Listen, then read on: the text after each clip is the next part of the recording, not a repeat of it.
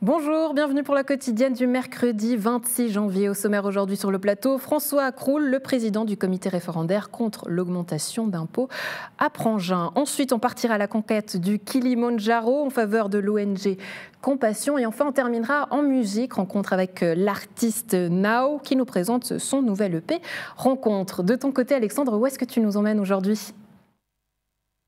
Salut Andrea, eh bien, je suis à la maison, à l'unité d'accueil pour enfants ici vers la Combe, à Nyon, puisque la semaine passée, la fêtière vaudoise des réseaux d'accueil de jour des enfants a lancé un appel à l'aide et demande des bénévoles, puisque le mois de janvier a été très compliqué à gérer en raison du Covid, des quarantaines, etc., manque d'employés. Du coup, j'aimerais savoir qu'est-ce que ça donne à Nyon, quelle est la situation dans les crèches et puis dans les établissements de parascolaires comme ici avec cette maison d'accueil, la maison. Donc, réponse tout à l'heure. À tout à l'heure, Alexandre, merci beaucoup. En actu, Prangin votera sur la hausse des impôts. Le comité référendaire, composé des membres de l'ALP et de l'entente proginoise, a récolté 2 fois plus de signatures que nécessaire pour lancer un référendum. Lundi, en fin de matinée, 1060 signatures ont été remises au greffe de la commune. Bonjour François Croul, merci beaucoup d'être avec nous. Alors on peut le dire, ça y est, une première victoire. Oui, une première victoire. On était particulièrement contents de récolter autant de signatures aussi vite, avec un gros soutien de la population à chaque fois qu'on leur a demandé de signer. Ouais, alors un fait qui n'est pas unique, puisqu'on peut également noter qu'à Coppet, Martin Steib et Philippe Wegmuller ont également remis mardi après-midi 515 paraphes demandant un référendum également contre la hausse d'impôts, une hausse de 8 points sur l'impôt communal, un score au-delà de toute espérance. François Croul, on a envie de dire que quelque part, c'est un combat, a priori, pour le référendum qui est facile en première partie. Oui, puisqu'on touche aux impôts, évidemment, que c'est toujours un peu plus facile que d'autres sujets. Ça, c'est certain. Maintenant, ce n'est pas parce que c'est plus facile qu'il ne faut pas le faire. On a décidé de s'opposer par référendum à une augmentation d'impôts qui était injustifiée. Qui est injustifiée. Alors, vous nous aviez déjà expliqué pourquoi lors de votre première venue en plateau. Pour rappel, vous êtes opposé à l'augmentation du taux d'imposition de 3 points, à savoir de 55 à 59. Un bulletin voté secret en novembre dernier, un résultat obtenu d'une toute petite courte longueur, 26 voix pour, 24 contre et une abstention.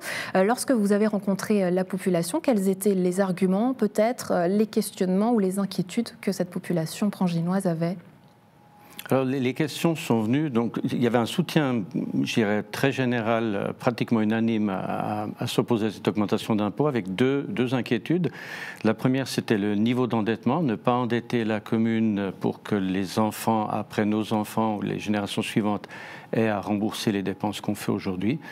Ça, c'était une préoccupation. L'autre préoccupation, c'était oui, mais si on n'augmente pas les impôts, est-ce qu'on pourra quand même faire les investissements dont on a besoin ou qu'on souhaite avoir, comme par exemple une école enfantine ou une crèche ou la passerelle Nyon-Prangin, par exemple. Oui, justement, par rapport à cette inquiétude, qu'est-ce que vous répondez ? Parce que c'est vrai que cet argent, on en a besoin si on souhaite des investissements, si on souhaite aller de l'avant avec certains projets à Prangin. Alors, c'est tout le calcul qu'on a fait pour constater qu'a priori, avec une estimation un tout petit peu plus optimiste ou plutôt moins pessimiste que ce que la municipalité nous proposait ou nous présentait, on devrait arriver à faire face aux investissements qu'on souhaite voir avancer ou voir réaliser dans la législature qui vient et les suivantes. La municipalité, comme j'ai dit, elle a été d'un côté très pessimiste au niveau de la situation financière et probablement aussi trop optimiste au niveau de l'avancement de ces différents projets ou préavis. Il y en a 70 dans le plan des investissements et il reste actuellement 4 années et demie. Il y a 10% de la législature qui sont déjà derrière nous et on n'a pas encore vu passer un seul de ces préavis. Donc on a de la peine à imaginer que les dépenses qu'on aimerait tous faire vont vraiment se faire à cette vitesse. Alors lorsque vous étiez venu, vous nous aviez dit que vous n'aviez pas eu d'échange encore avec la municipalité, avec vos municipaux. Aujourd'hui, est-ce que ça s'est fait ? Est-ce que vous avez pu discuter justement vu que ce référendum, il aura lieu ? Pas vraiment plus que ce qu'on a vu comme discussion, non. Je ne pourrais pas vous dire pourquoi, mais le fait est que nous, on n'a pas cherché en tant que comité référendaire à aller discuter avec nos municipaux. La décision a été prise, c'était une décision du groupe politique de lancer ce référendum au cas où le conseil communal acceptait cet arrêté d'imposition. Et puis depuis là, on s'est surtout concentré à collecter les signatures dans le froid, à la bise, pendant les périodes de Noël où les gens étaient un peu plus difficiles à contacter. Ouais, une ambiance aussi particulière due aussi à la pandémie, j'imagine. On a envie de dire que c'est maintenant le gros du combat commence, les arguments, c'est maintenant qu'il va falloir les sortir. Il y a aussi un comité de défense qui est en train de se réunir. Ils seront d'ailleurs les bienvenus sur ce plateau s'ils le souhaitent.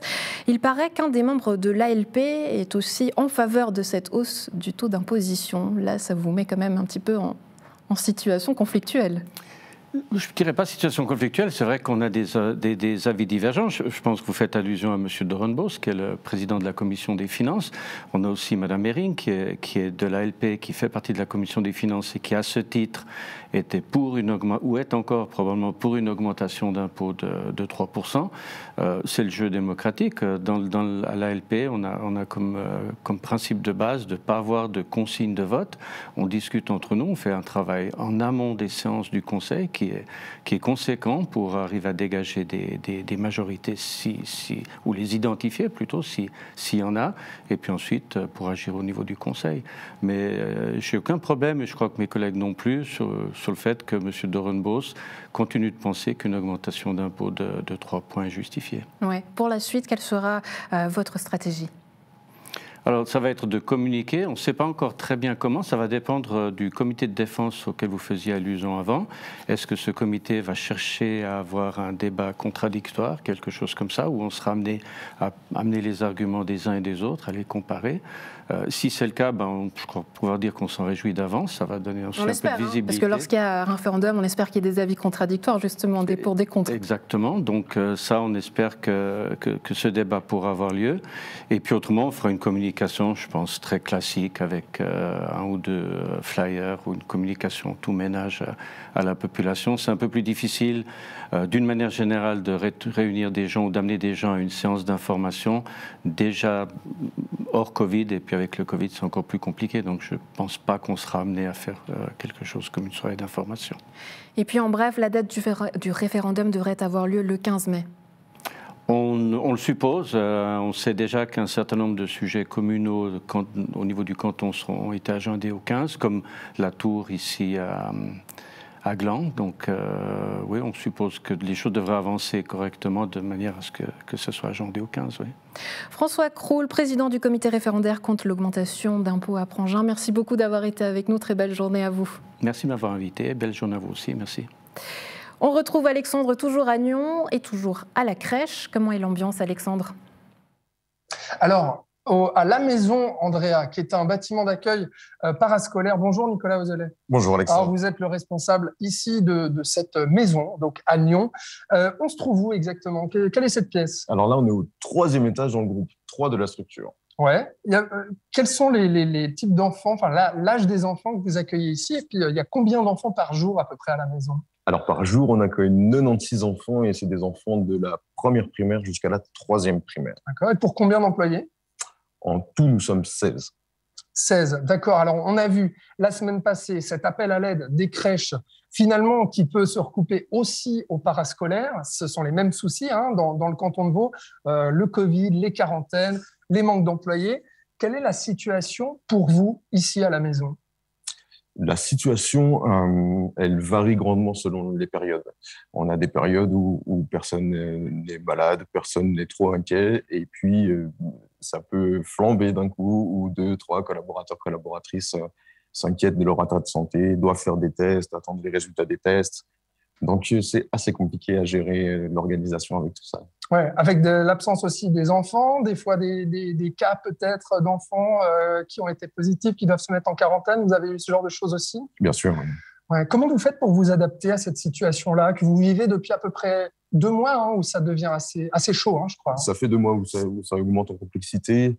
On s'adapte énormément, les équipes s'adaptent énormément, font un excellent travail pour supporter et pallier ces difficultés-là, d'autant plus que proche des enfants, il faut qu'on assure, quoi. Et donc, du coup, ça veut dire des heures sup, j'imagine, des plannings réorganisés, etc., pour avoir suffisamment d'employés pour le nombre d'enfants que vous avez. C'est pas trop compliqué, ça, pour le moral des troupes et puis pour la gestion pour vous, on imagine.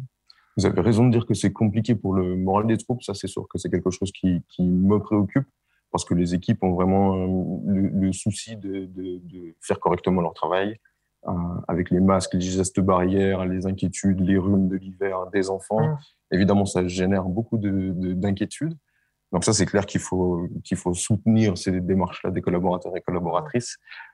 Pour la gestion, on peut compter sur un pool de remplaçants et remplaçantes qui est sacrément efficace. Je crois qu'on peut dire que pour l'instant, on a pas mal de chance. C'est que c'est un peu chacun son tour, où les structures sont touchées. Donc l'un dans l'autre, on transpire pas mal, mais ça fonctionne. Mais donc vous comprenez cet appel à l'aide, on va dire, de la fêtière vaudoise, des accueils pour enfants. Vous comprenez cet appel à l'aide qui demande au renfort, aux bénévoles. Et puis, est-ce que c'est possible? Alors à mon niveau, oui, je comprends parce que ça peut être nécessaire et c'est chouette qu'il y ait un appel à l'aide, c'est très chouette. Ce qui est compliqué, c'est que comme on a en tête quand même la permanence du lien, la stabilité pour les enfants, c'est compliqué d'imaginer que des personnes X ou Y seraient tombées du ciel sans qu'on puisse vérifier les casiers judiciaires, sans qu'on puisse vérifier les compétences, sans qu'on puisse… La formation aussi. La formation, exactement. Donc je pense que l'intention est excellente, c'est chouette. Mais concrètement, c'est difficile à mettre en place. Tant qu'on tourne avec nos remplaçants et nos remplaçantes qu'on connaît, qu'on a l'habitude, qui ont l'habitude de travailler avec nous, je pense qu'on gagne en sécurité. Vous avez parlé de vagues, c'est à propos, hein, mais c'est vrai, c'est ce que vous vivez depuis plusieurs mois, c'est des vagues. Ben voilà, il y a des semaines plus difficiles que d'autres. Aujourd'hui, au 26 janvier, la situation, quelle est-elle? Et puis, quels sont les soutiens éventuels que vous pouvez avoir? La situation aujourd'hui, au 25, elle est un peu plus compliquée que celle de la semaine dernière. Pour vous donner des exemples tout à fait concrets, une éducatrice est absente cette semaine. C'est une éducatrice qui est diplômée, donc j'ai dû déplacer la sortie d'aujourd'hui parce qu'il faut des quotas de diplômés pour les sorties à l'extérieur. Ça veut dire qu'une collègue a dû venir ce matin à 8 heures pour 1 heure de temps pour faire la transition pour l'aller-retour pour l'école. Donc, c'est effectivement beaucoup d'organisation et d'adaptation de la part de tout le monde. Quels sont les soutiens éventuels que vous pouvez avoir? Les parents, par exemple, ils sont compréhensifs? Les parents sont compréhensifs, c'est sûr. Les parents sont surtout très empruntés parce que ils doivent aller travailler. Donc, il faut que ça fonctionne, il faut que les structures fonctionnent. C'est notre volonté, on fait tout pour que ça reste ouvert.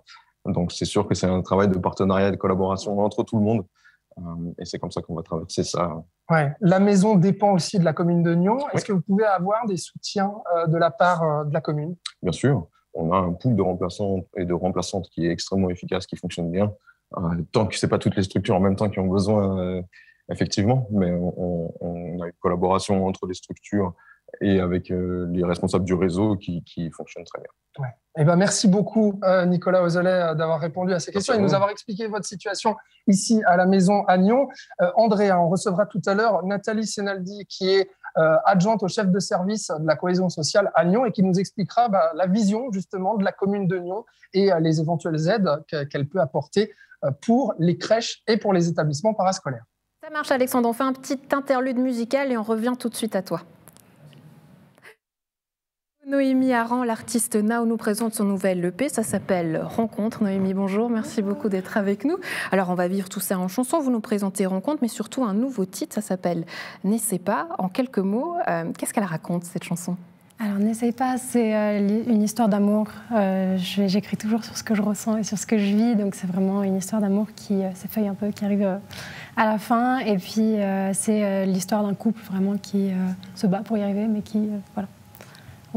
C'est une histoire d'amour, quoi. Une histoire d'amour avec les hauts, les bas, tout ce qui va avec, c'est ça. C'est comme ça qu'on les aime. Ça s'appelle N'essaie pas, on écoute un extrait et on en revient tout de suite après. Je veux juste comprendre, ne peut pas être normal, normal, normal, normal. Tout ce que je touche se défait. N'essaie pas de comprendre ce qu'il y a dans mes yeux. C'est la peur de te perdre, toi.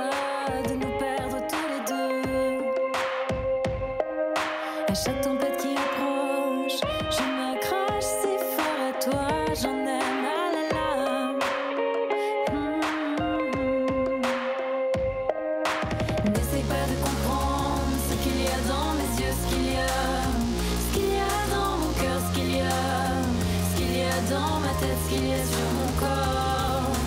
N'essaie pas de comprendre ce qu'il y a contre mes lèvres, ce qu'il y a dans mon âme. N'essaie pas, tu t'y perdras. Je veux juste comprendre. Alors Noémie, pour la petite anecdote, vous avez tourné ce clip à la maison, malade. Exactement, on était en isolement avec Julien Ordan qui du coup est le réalisateur du clip, qui du coup joue dedans aussi puisqu'il était malade aussi. Et ça a été un peu un challenge, du coup on a fait ça avec les moyens du bord, avec du scotch sur la caméra, enfin, c'était... Voilà, mais on l'a fait avec beaucoup d'amour et voilà. Mais pourquoi, quelque part, pourquoi vous imposez ça? Parce qu'on avait envie d'avoir des images, ça fait un moment qu'on se dit ok, il faut qu'on fasse un clip, donc on a plein d'idées de clips justement, il y a encore d'autres clips qui vont arriver après avec plus de moyens, plus voilà, en pleine forme. Ouais. Mais du coup on s'est dit ok, on a du temps, on a une caméra, il faut qu'on fasse un clip depuis super longtemps, on va faire le clip pour en plus qu'il passe à la NRTV aujourd'hui et puis on l'a fait et puis ouais. C'est un défi réussi du coup, c'est trop bien. Une volonté de faire aussi quelque chose maison, c'est vrai que l'EP a été enregistré à Gland, mais la musique et vous c'est une passion depuis toujours, ouais. Pourquoi?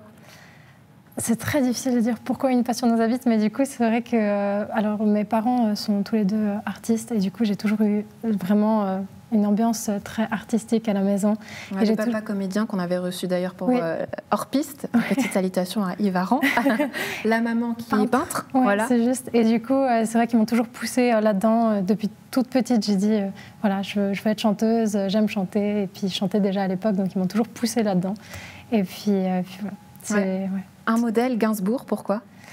Gainsbourg, vraiment, bon, déjà ses textes sont incroyables et puis il a une dualité dans sa personnalité qui m'a toujours intriguée, qui m'a toujours beaucoup passionnée parce que je trouve qu'il y a beaucoup d'artistes qui se retrouvent avec un côté très solaire et puis un côté qui les tire un peu des fois vers le bas. Il faut des fois lutter pour trouver un bon équilibre et il m'a toujours beaucoup inspirée. Je me suis beaucoup identifiée à lui et puis voilà, c'est vraiment un modèle pour moi.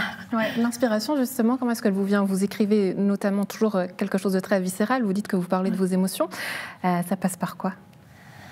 Alors, c'est vraiment... j'ai toujours mon carnet de chansons sur moi. Puis vraiment, ça va être quand j'ai des émotions très fortes, tout d'un coup, je vais devoir mettre des mots dessus, je vais devoir écrire. Et puis, c'est un défouloir un peu aussi pour moi. Et puis, je l'ai dit d'ailleurs souvent, c'est que je m'exprime beaucoup mieux en chanson qu'à l'oral. Quand je parle, c'est beaucoup plus facile pour moi de chanter ce que je ressens et puis d'essayer de faire passer des messages des fois à mes proches aussi, des fois qui ne sont pas reçus. Mais voilà, c'est souvent en chanson que je m'exprime le mieux, quoi. Ouais, la chanson, vous voulez aussi dévouer votre vie. Vous voulez d'ailleurs financer des études. Pour aller où, expliquez-nous. J'aimerais aller faire la BIM School à Londres. C'est une école qui apprend vraiment le métier dans toute son entièreté, donc juridique, la scène, être parolière, tout ça. Où on peut y rencontrer plein d'autres personnes qui font du coup le même métier. Puis c'est vraiment une école où j'ai eu plein d'étoiles dans les yeux quand je suis allée la visiter, donc voilà, c'est la prochaine étape. Ouais. Est-ce que c'est pas finalement un petit peu frustrant ? Est-ce qu'on n'est pas un petit peu déçu de ne pas pouvoir faire ça chez nous, même si c'est bien d'aller voir ailleurs comme on dit, mais est-ce qu'on n'est pas un peu déçu en tant qu'artiste ? Alors, Londres, ça a été une décision parce que vraiment j'avais envie d'améliorer mon anglais et puis je trouvais que fallait que je découvre un peu le monde et puis j'ai 20 ans et puis j'ai envie de voyager un peu. Donc je suis pas trop frustrée. C'est vrai que je suis assez attachée ici, mais je me dis que j'ai plein de choses à découvrir, plein d'aventures et puis Londres, ça m'a l'air de bien s'y prêter. Donc on verra. On se réjouit en tout cas que vous veniez nous raconter la suite de votre voyage peut-être à Londres, cette école. Ça s'appelle Rencontre. Noémie, merci beaucoup d'avoir été avec nous. Merci pour votre nom de scène. Ça s'appelle Now. Où est-ce qu'on peut trouver l'EP ? Alors l'EP, on peut directement le commander sur mon site internet et puis j'enverrai avec un joli paquet, un joli mot et puis voilà. Merci beaucoup d'être avec nous, très belle journée à vous. Bonne journée. Alexandre, je te repasse la parole. Est-ce que tu es là ? Est-ce que tu es en ligne ? Oui, je te vois. Je suis là, Andrea, effectivement. Et je suis avec Nathalie Senaldi, qui est donc chef adjointe au service de la cohésion sociale à Nyon. Bonjour déjà. Alexandre. Alors, on est toujours dans la même pièce, mais on a changé de cadre. On a quand même des petits jeux derrière nous. Toujours pas d'enfants, parce qu'on enregistre entre midi et 2, effectivement, c'est la pause. Alors, Nathalie, vous avez entendu la situation de Nicolas Ozelet qui nous racontait les difficultés qu'il a à traverser toute cette période. J'ai eu aussi ce matin par téléphone Nathalie Zosso, qui est la directrice générale de la crèche Coqueluche, qui disait également, qui pointait du doigt les mêmes problèmes, effectivement, en ressources humaines. À votre niveau, justement, au service de la cohésion sociale, qu'est-ce que la ville peut faire pour venir en aide, justement, à ces établissements d'accueil d'enfants ?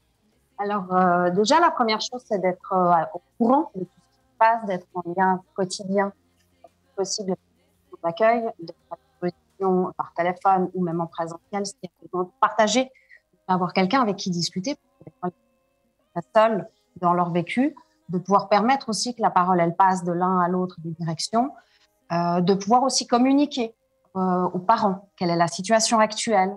On a fait des courriers aussi en expliquant la situation, qu'on allait faire notre maximum pour garder les structures ouvertes, mais qu'on comptait sur eux et qu'on espérait qu'ils comprenaient. C'est un courrier qui a été très bien reçu de la part des parents et des structures.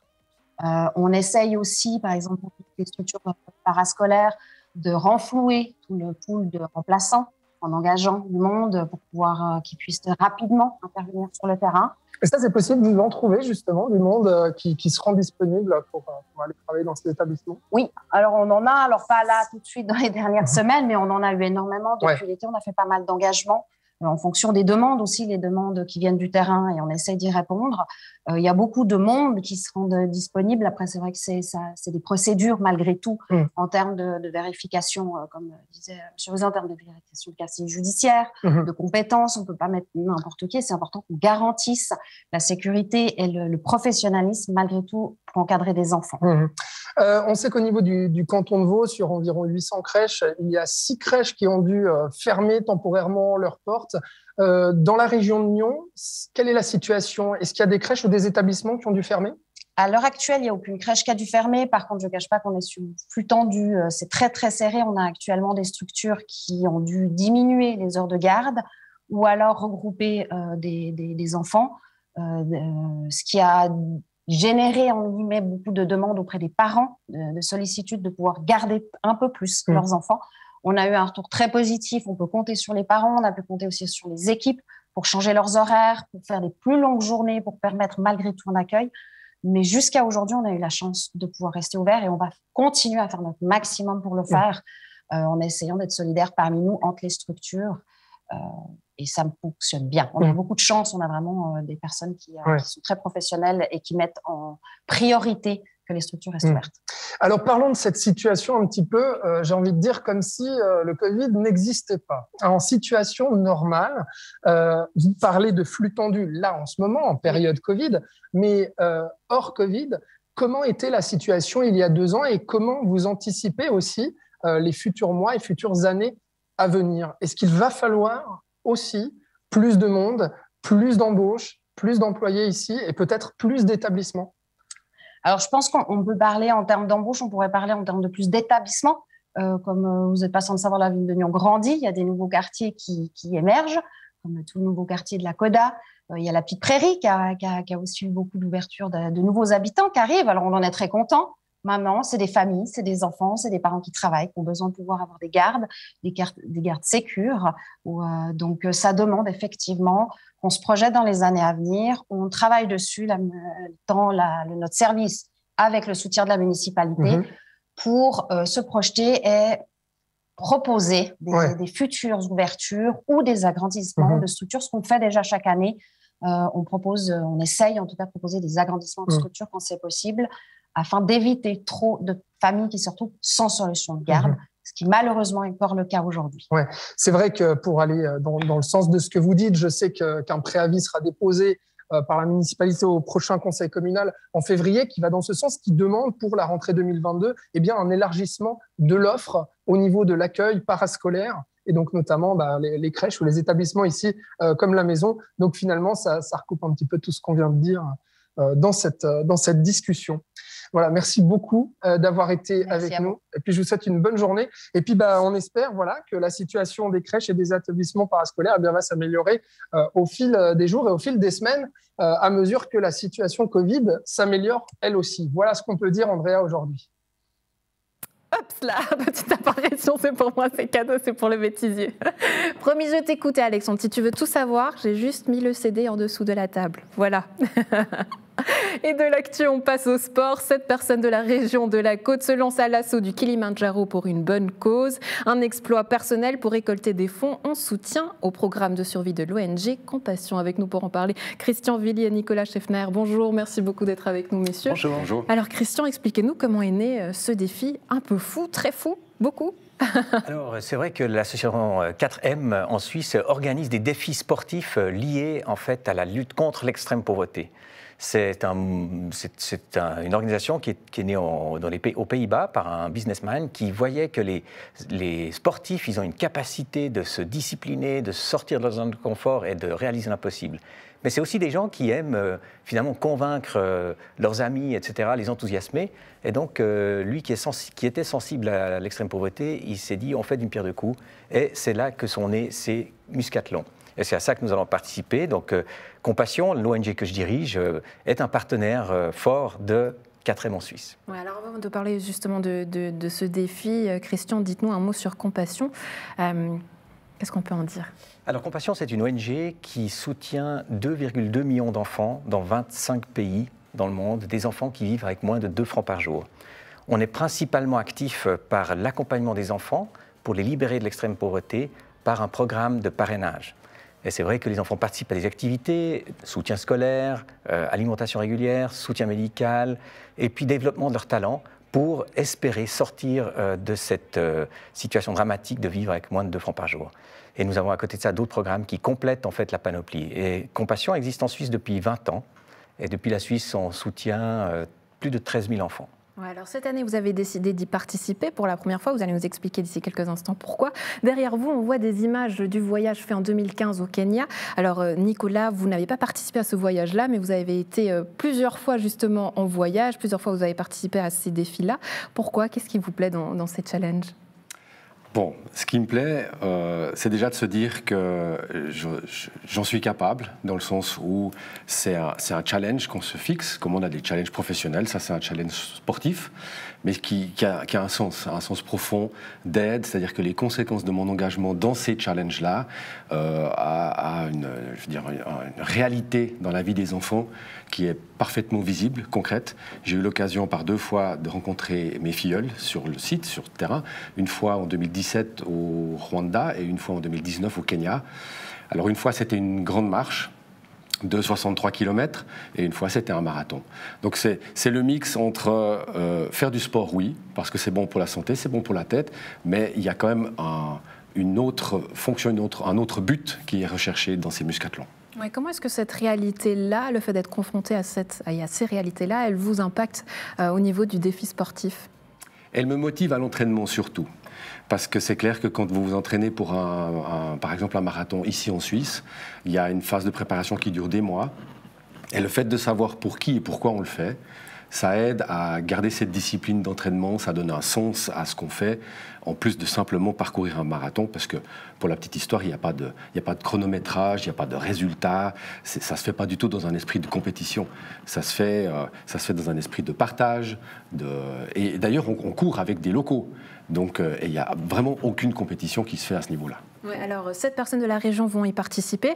Ce qui est assez fou, par exemple pour vous, Christian, c'est que vous avez décidé de vous lancer dans ce voyage-là et dans ce défi juste il y a quelques mois. Donc au niveau préparation, il n'y en a pas beaucoup. Faut être fou.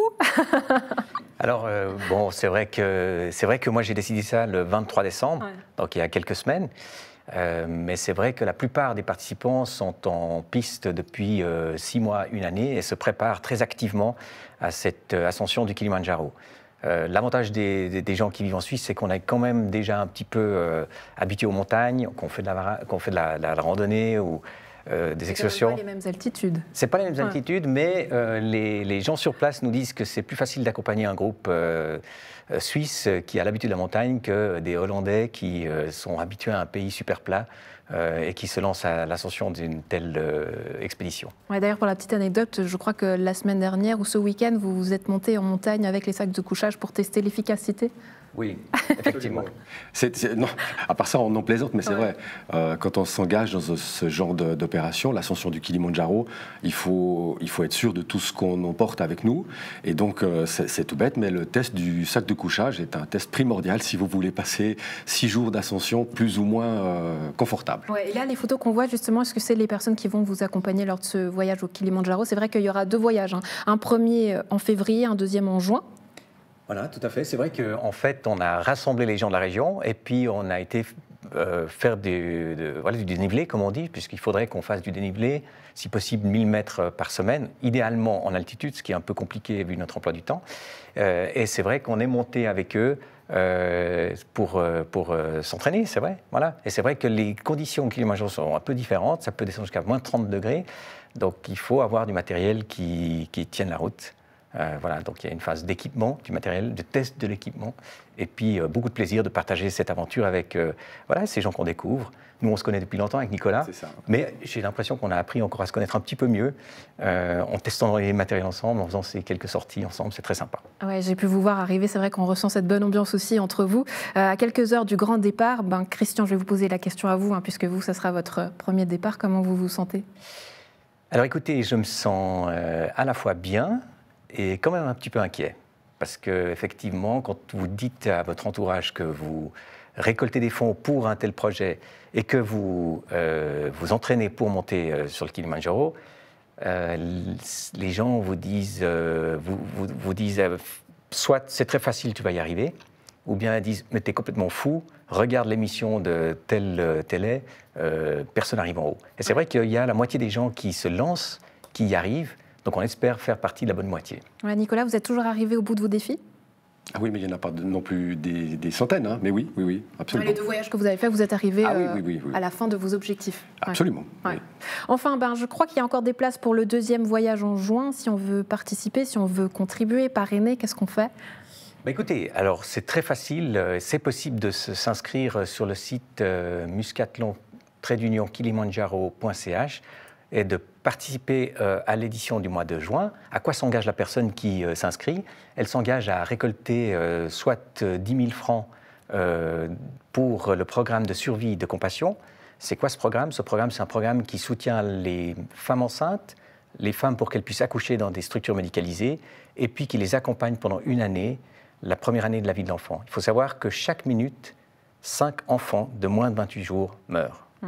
Et c'est ça qu'on veut en fait mettre en évidence. C'est ce programme qu'on aimerait faire connaître. Et là, je ne sais pas si on l'a dit tout à l'heure ou pas, mais en fait, la mobilisation de ces 26 personnes en Suisse a déjà permis de soutenir 260 femmes et leurs bébés pendant une année complète. C'est extraordinaire. Ouais, un projet qui a commencé et qui va se terminer.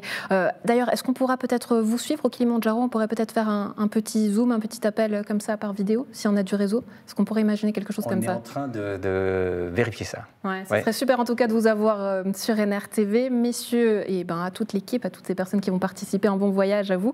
Merci beaucoup d'avoir été avec nous. Merci. Bonne journée. À la maison, un plaisir d'avoir été en votre compagnie. Bonne suite de programme sur Nyon Région Télévision.